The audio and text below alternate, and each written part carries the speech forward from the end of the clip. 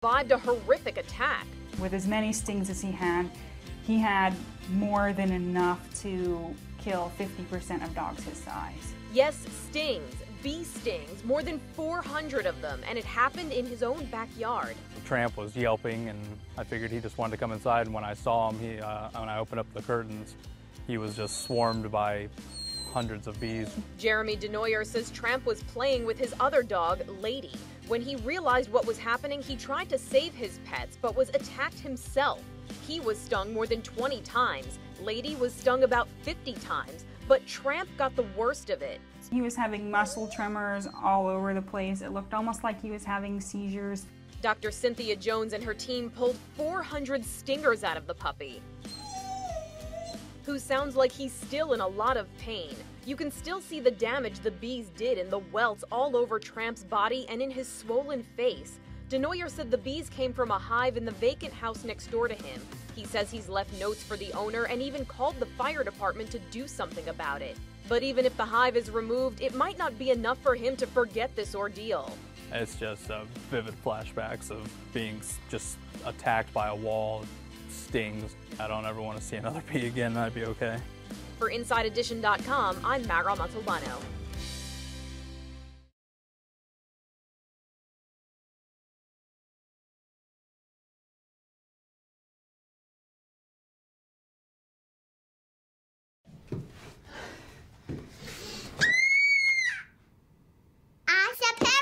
Go.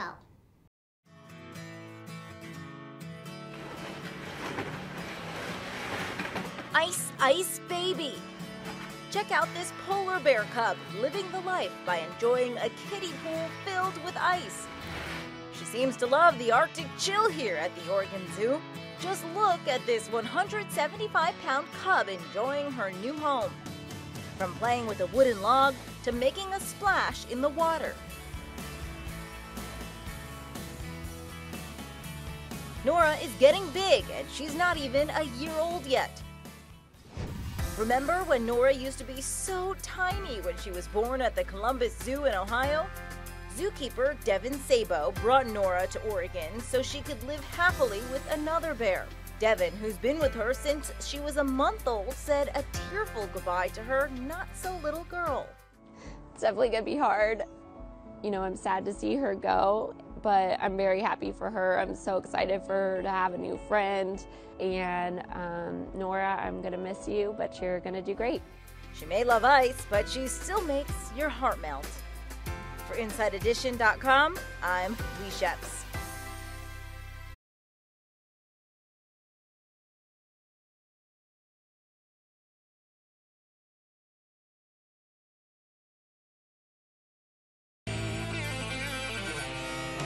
Come on, go.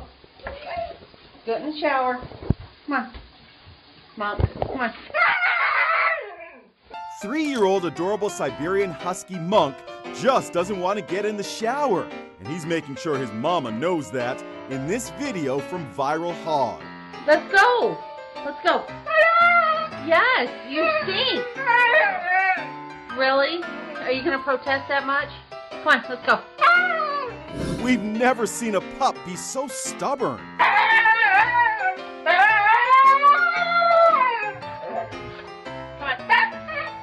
Monk's mom, Suzanne, tells Inside Edition that right after she stopped recording, Monk finally got into the shower. He gets a bath every other week, and only recently he's been very dramatic. But Monk's also a very loud backseat driver who chats up a storm.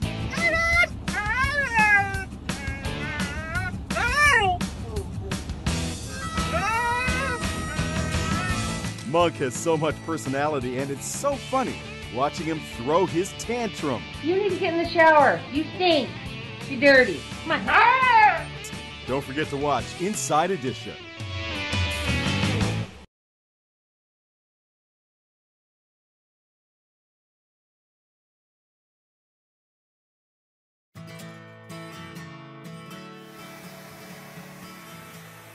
Ron Munzie gets an A+ for a job well done. The nighttime janitor at Peter Woodbury School in New Hampshire surprises elementary students with creative designs on their rugs each morning. From Charlie Brown to jack-o'-lanterns, the White House, and much more. Ron tells Inside Edition that as a Red Sox fan, he was inspired to begin making art in the rugs at school after seeing the lines in the lawn at baseball games. He calls the rugs his mini Fenway Park.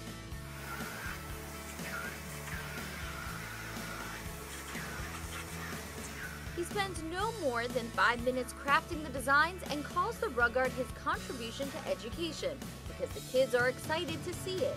Some students even run home to tell their parents about it each night. Thank you, Mr. Ron! This is how Ron reacted after finding out his rug designs are getting national attention. Maybe he'll be inspired to start teaching art class next. Thank you. Be sure to watch Inside Edition.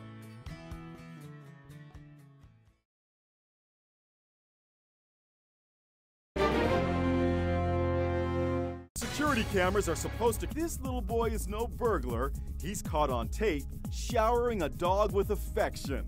Watch as he hops off his bike and runs into a wide-open garage, then throws his arms around a black Labrador named Duchess. And lickety-split, he's gone. It's as if he knows he shouldn't be there.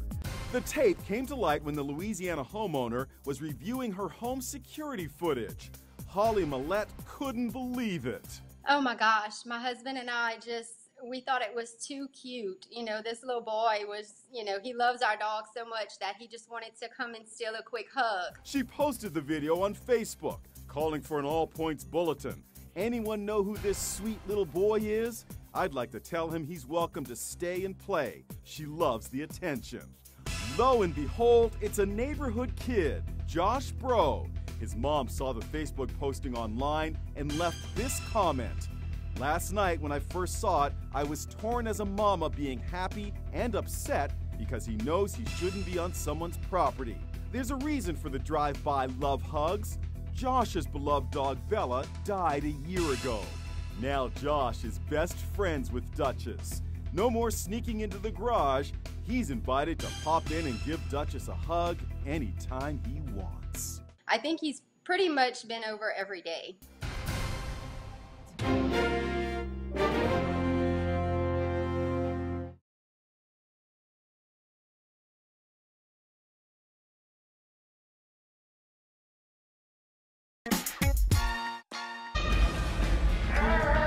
A little football fan had a great time wishing these NFL players well as they headed out on the field.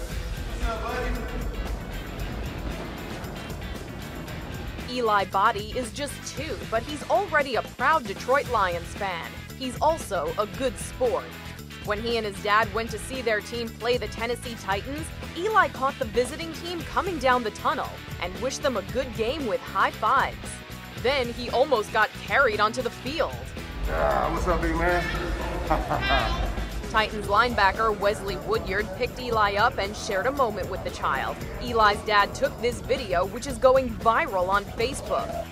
That wasn't all. During the game, tight end Delaney Walker also handed Eli a football he just scored a touchdown with. While his parents say this Michigan boy is still a Lions fan, he'll always have a special place in his heart for the Titans, who showed him so much love. For InsideEdition.com, I'm Mara Montalbano.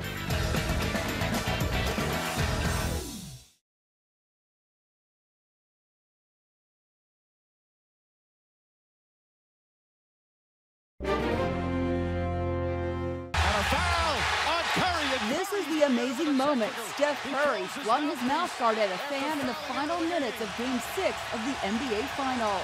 He throws his mouthpiece. There was uproar as the Golden State Warriors superstar was ejected. Cleveland Cavaliers fans taunted him and sang goodbye. It has been a roller coaster as he walked down the tunnel to the locker rooms in shame. And we've learned that the guy who got the mouth guard thrown at him isn't just any fan. He is Andrew Forbes, son of a Cavs co-owner. Curry apologized to him before leaving the court. I've thrown my mouthpiece before. I usually aim at the scores table. I was off aim. Definitely didn't mean to throw it at a fan. Forbes posted his reaction on Snapchat. His mouthpiece hit me in the face, and he was actually very polite, came over, apologized, but we picked up a big Cavs win tonight. The violent outburst is out of character for Curry, who has cultivated a Mr. Nice Guy image. famously bringing his daughter Riley to post-game press conferences. But that wasn't the night's only drama. Curry's wife Aisha posted a tweet claiming, "Get this, the game was rigged. I've lost all respect. Sorry, this is absolutely rigged for money or ratings. I'm not sure which. I won't be silent. Just saw it live. Sorry." She quickly deleted the tweet, but the damage was done. She said she was upset because her father had been questioned by police about his NBA credentials before the game. Police racial profiled my father and told him to remove credentials and tried to arrest him. It's been a long night for me. I apologize, she posted. Apparently, Aisha's father was mistaken for this man, David Amanzada, who has been reportedly accused by the NBA of using unauthorized credentials at major sporting events. Here they are side by side. Walk through, queen, walk through. And Beyonce's entrance also caused an uproar. Aisha Curry and other family members of the Warriors players weren't allowed to leave this bus until Beyonce and husband Jay-Z could take their seats in the arena. 10 minutes till game time, and the whole team's families are sitting here on a bus. Aisha tweeted from the bus. "They won't let us in yet. Interesting tactic, though, again." The frustration setting in.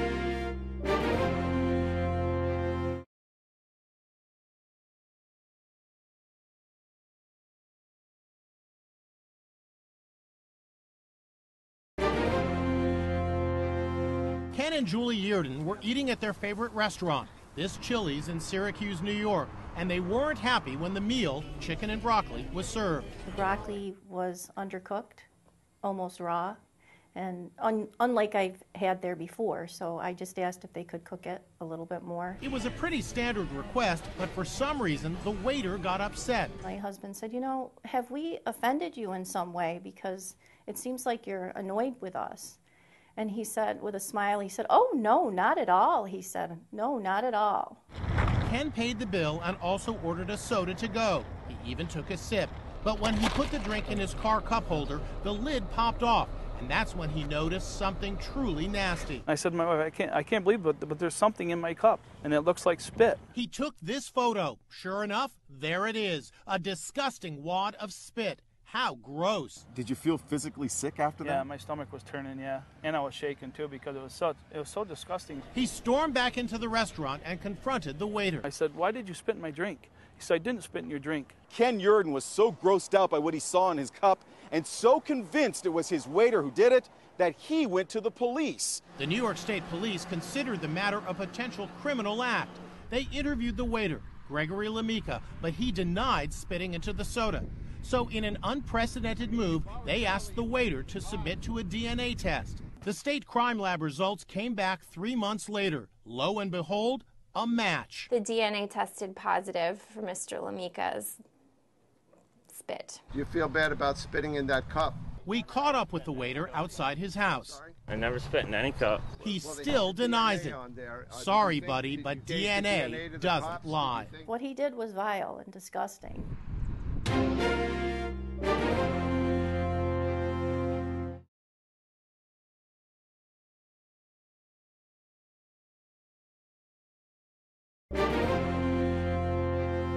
I have never been so stressed out in my entire life. This guy is losing it, and you won't believe why. I have never made so many Frappuccinos in my entire life. Braden Burson is a Starbucks barista in Colorado, and he's had a rough day making dozens of the new and wildly popular Unicorn Frappuccino drink. It may look like a dreamy concoction, but apparently it's a nightmare to make.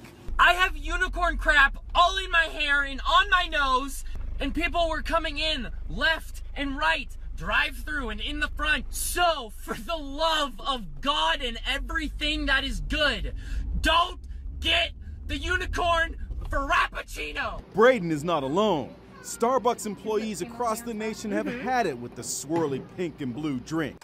They are selling like crazy. People are literally ordering them by the crate. And they really do take a lot of time to make. He gave me the look like, oh boy, oh boy. It's a mix of ice, milk, Frappuccino syrup, vanilla syrup, mango syrup, pink powder, sour blue powder, and something called blue drizzle blended together. topped with whipped cream and sprinkled with pink and blue sugar. That's a color I can only describe as tumor. Stephen Colbert is not impressed. Oh, I wish I was dead. But GMA's Michael Strahan kind of liked it. I tell you, it tastes like a sweet tart, and I gotta admit, I love sweet tarts. Cheers. I just had to try it for myself, and I brought along Inside Edition interns Elizabeth and Morgan. It's weird. That's the best. It almost tastes like medicine to me a little bit. Yeah, it's like Pepto-Bismol. But plenty of people are loving it. One woman even dyed her hair to match her unicorn frappuccino. Sadly for her, the promotion ends Sunday, and then, just like the mythical creature it was named after, the unicorn frappuccino will be nothing more than a legend that once was. Good news for Braden and his fellow overworked baristas. So, for the love of God and everything that is good, don't get the unicorn frappuccino!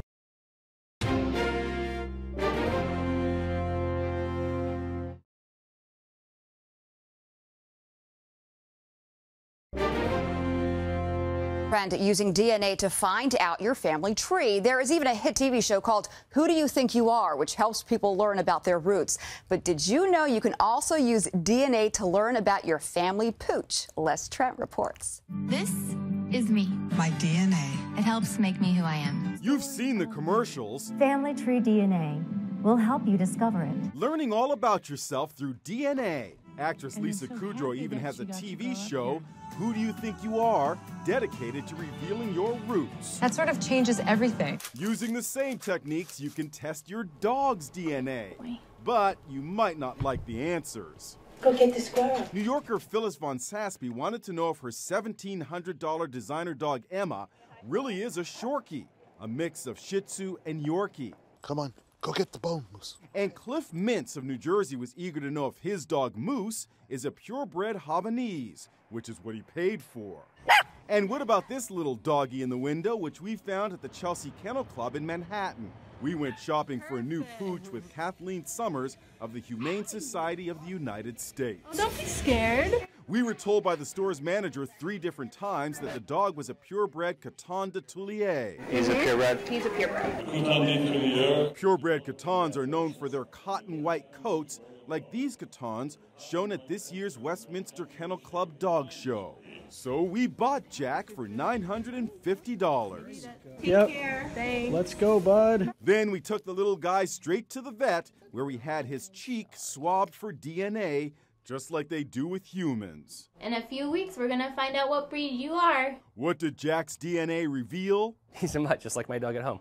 Adam Boyko is the chief science officer and co-founder of Embark, a company that specializes in analyzing dog DNA. He says Jack is not a purebred at all. He's a combination of Maltese and Havanese. Same deal with Emma. According to the DNA tests, the Shorkie, who was purchased from a breeder in Washington State, is not a Shorkie at all. She's a mutt, part Shih Tzu and Pomeranian. I felt deceived. And Moose, he's no purebred Havanese.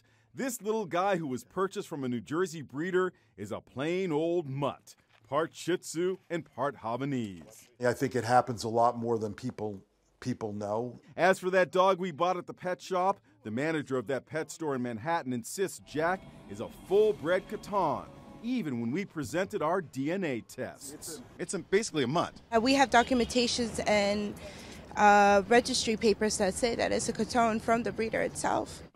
Jack now lives with a loving family in Baltimore, and they couldn't care less whether he's a mutt or not. We don't care if he's a Coton or a Maltese. We fell in love with him as soon as we met him. The pet store sent us this registration document signed by the breeder, which lists Jack and his parents as Cotons. They say this document, not DNA, is the industry standard for determining whether a dog is a purebred.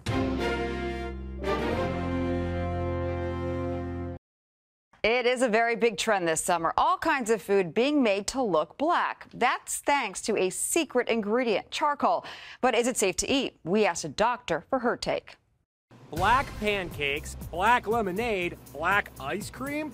Black food is the latest culinary craze. What gives the food that deep, rich black color? Charcoal. When heated and used as an additive in food, it's called activated charcoal, and many foodies claim it has detoxifying powers. This coffee latte was made with charcoal syrup, and it's a bestseller at Nothing But Coffee in Los Angeles. But is eating charcoal safe? The truth is our body detoxifies very well and naturally with our kidneys and our liver. So any kind of supplement or food that claims to detoxify is really not something that you want to be doing. Dr. Roshini Raj warns against consuming activated charcoal on a regular basis. If you're repeatedly doing this, it could build up, and it can also interact with medications you're taking. So if you're taking it around the same time that you take a prescription medicine, that medicine may not be absorbed by your body, so it may not be as effective. Here at Morgenstern's Finest Ice Cream in New York City, $3,000 worth of their most popular item, charcoal ice cream, had to be thrown out after the city's health department announced it was cracking down on charcoal in food. People really love it. It's a shame to not be allowed to serve it. But you can still get the black treat at Second Round in LA. Oh, that's actually really good. And our doctor says if you have just a little activated charcoal every once in a while, it probably will have no ill effects on your body.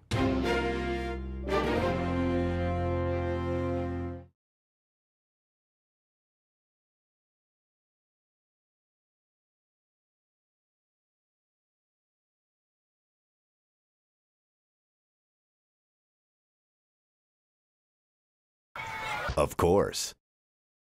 This may be the most famous Airbnb in America. It's President Trump's childhood home, and I checked in to see what I'd get for a whopping $800 a night. So let's see if I put this in. There it is, door's unlocked. All right. Once inside, there's something I immediately notice. There is a lot of Trump stuff. This is greeting you when you walk in. Looks like almost life-size cutout here of Donald Trump. But there's something else I find. This was somebody's hair clip. Ugh. Not a good sign of cleanliness. I will say it kind of smells funny in here. There's some scuffing or needs repainted. At first glance, the kitchen looks okay. It's nice that they have a Keurig for us here. This is gross. Somebody's coffee was left in here. And there's only one pod for me to make coffee, but at least there's a Trump mug. It says, make coffee great again. I find an open box of Wheaties. Yuck. The garbage is left over from the last person who's here. There's bottles of wine in here. The problems are stacking up. I'm having some people over the house, and I had this nice plan, pick up some burgers from Whole Foods, and was gonna cook up some burgers on a skillet for some of the people coming over. Got buns, got condiments, got the whole thing. We're ready to go. Except, check this out. There will be no burgers tonight. I came in this room to watch some TV, tried to use the remote here. Remote wasn't working, no big deal. Tried to turn this on. This isn't working. Then I figured out this isn't even plugged in. At this point, I'm kind of nervous to go upstairs. This is the master bedroom with a sign that reads, "In this bedroom, President Donald J. Trump was likely conceived by his parents, Fred and Mary Trump. The world has never been the same." Okay. There are bunk beds everywhere. This is pretty gross. If you rent your place, if you rent an Airbnb, you have to make the bed, you have to change the sheets just like a hotel. It's time for me to get ready for bed. Zero hot water in this place. This is ice cold. So there's nothing else for me to do here besides go to bed in what is believed to be